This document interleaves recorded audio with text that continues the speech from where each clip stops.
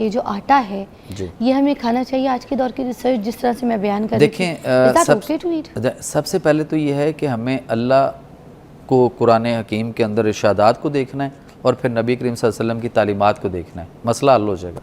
कुरान में हम देखते हैं तो अल्लाह ताला ने सूरह रहमान के अंदर वल हब्बु जुल अस्फ़ व रेहान फ़बियमात का ज़बान, वल हब्बु का मतलब है और भूसा वाला अनाज जिसके अंदर छान हो यानी चोकर हो।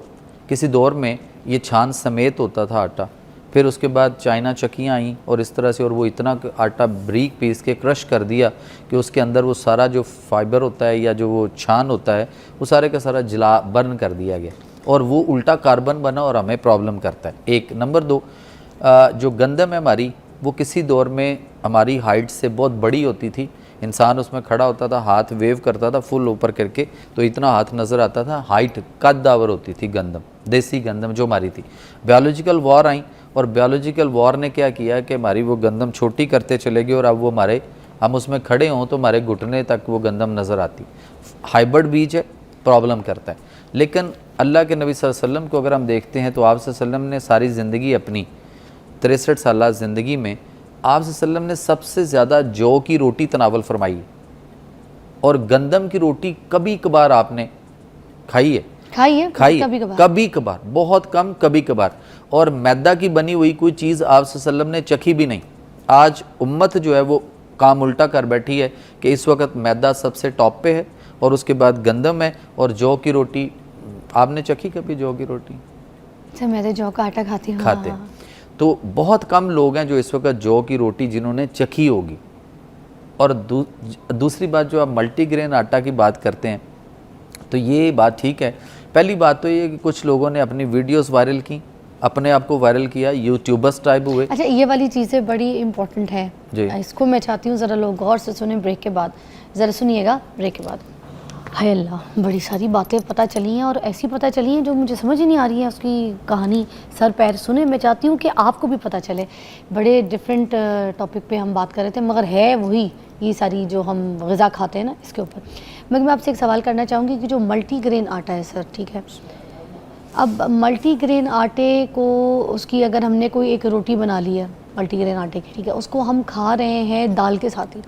अब अगर हमने कोई चावल उबाल लिए हैं तो उसको भी हम दालों के साथ खा रहे हैं, मतलब ये है तो कार्ब्स ही ना, एक कार्ब्स को कार्ब्स के साथ ही खा रहे हैं। तो ये सही है क्या जो हम दाल चावल का एक कॉम्बो खाते हैं? देखें, पहली बात तो ये है कि इस वक्त जो चावल है आपका जितना भी मार्केट में, ये सारे का सारा इस वक्त आर्सेनिक इसके अंदर बहुत ज़्यादा आ चुका हुआ है और वही ये वो आर्सेनिक है जो आपके ब्रायलर मुर्गी के अंदर भी आर्सेनिक है जो कैंसर कॉज करता है और वही आर्सेनिक चावल में आ चुका हुआ है, पहली बात। दूसरा ये है कि जो चावल हम खाते हैं, कितना बड़ा ट्रेंड है हमारे यहाँ और अलमिया है कि लोग चावल के ऊपर दही डाल के खाते हैं। तो चावलों पर दही डाल के खाना तिब के नुक्ता नज़र से इंतहाई मुज़रे से है। और दूसरा, जब आप दही खाएंगे तो उसके साथ मूली, खीरा, टमाटर, प्याज, बंद गोभी उसके साथ खाना गलत है। तो ये सैलेड बनाने के लिए दही के अंदर सारा हम ये सारा कुछ उसमें डाल के हम उसके डाल के उसके अंदर वो जो रायता बनाते हैं, हाँ, मिक्स सब्जी का, ये हो गया गलत। और फिर इसको हम डालते हैं चावलों के ऊपर तो और ज़्यादा गलत हो गया। तो फिर बीमारियां ना आए तो क्या हो।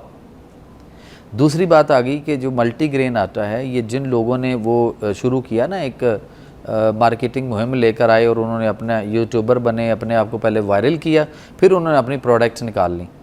मैं नाम नहीं लेता, सब दुनिया उनको जानती है। आप उनसे किसी से पूछ लें आपके पास ग़िज़ा की डिग्री कौन सी है, आपने ग़िज़ा पढ़ी? ये बहुत बड़ा अलमिया है पाकिस्तान समेत पूरी दुनिया में।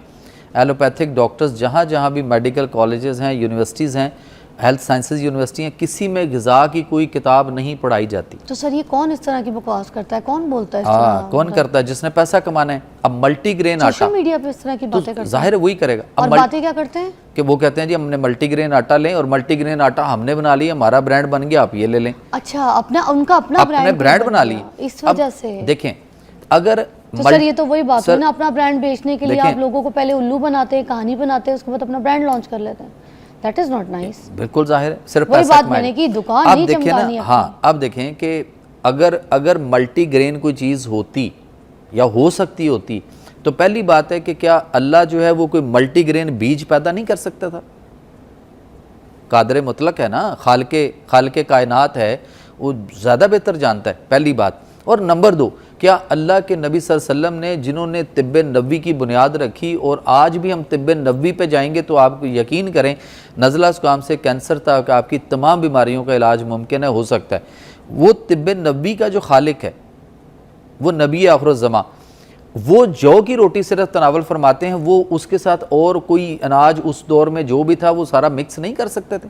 अल्लाह के नबी सल्लल्लाहु अलैहि वसल्लम ने फरमाया, हदीसें मौजूद हैं, एक वक्त में एक सालन, यानी just a single dish, one dish.